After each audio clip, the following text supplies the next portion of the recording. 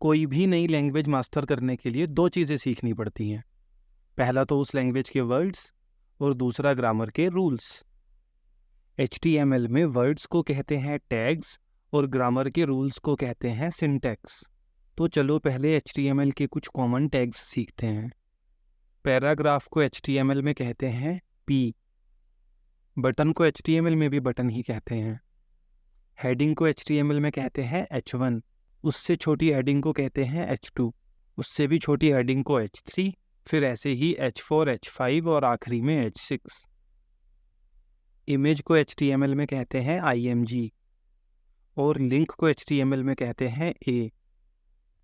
HTML के common tags तो हमने पढ़ लिए। अब बारी है ग्रामर रूल्स यानी सिंटैक्स की।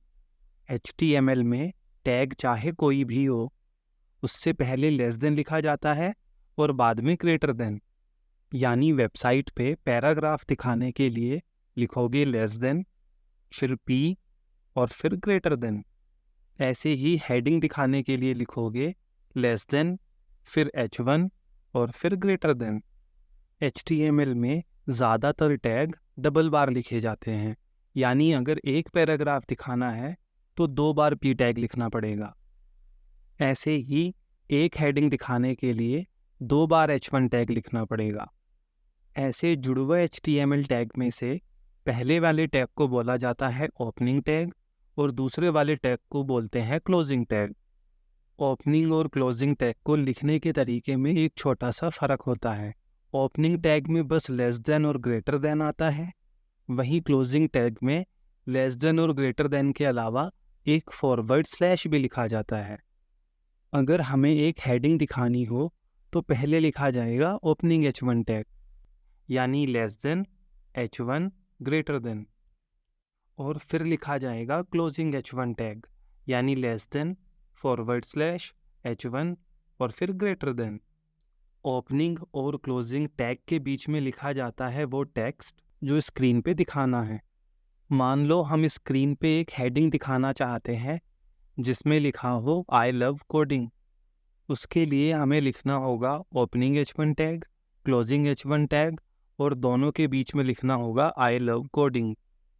ऐसे ही हमें अगर एक बटन दिखाना हो जिस पे लिखा हो सब्सक्राइब, तो पहले हम लिखेंगे ओपनिंग बटन टैग यानी less than button greater than, और फिर लिखेंगे क्लोजिंग बटन टैग यानी less than forward slash button and greater than, और फिर ओपनिंग और क्लोजिंग बटन टैग के बीच में लिखेंगे subscribe.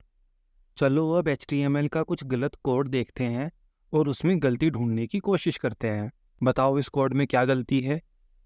Sir HTML tags pair में होते हैं। इसमें ओपनिंग H1 टैग तो लिखा है पर क्लोजिंग H1 टैग नहीं। बिल्कुल सही। अब क्या गलती है? सर इसमें क्लोजिंग टैग भी ओपनिंग टैग की तरह लिखा है। क्लोजिंग टैग में एक फॉरवर्ड स्लैश भी आएगा। Very good. अब क्या गलती है? सर ओपनिंग टैग H1 है जबकि क्लोजिंग टैग H2। अगर बड़ी हेडिंग दिखानी है तो दोनों टैग्स H1 होनी चाहिए, और अगर छोटी हेडिंग दिखानी है तो दोनों टैग्स H2 होनी चाहिए। पर ऐसे आधा H1 और आधा H2 तो नहीं चलेगा। बहुत अच्छे। और अब? सर अब सब ठीक लग रहा है। Very good. मान लो भगवान ने आपकी सुन ली और पहले प्यार की पहली चिट्ठी लिखने का दिन आ गया, पर सुनली को आती है बस चाइनीज़ लैंग्वेज। अब आप तो प्यार की खातिर चाइनीज़ सीख लोगे, पर आपका डाकिया तो नहीं सीखने वाला, तो क्या करोगे? सर डाकिये को पूरी चिट्ठी थोड़ी ना पढ़नी है, उसे तो बस चिट्ठी के ऊपर लिखा एड्रेस ही पढ़ना है। तो एड्रेस में हिंदी में लिख दूंगा और अंदर सब चाइनीज़ में।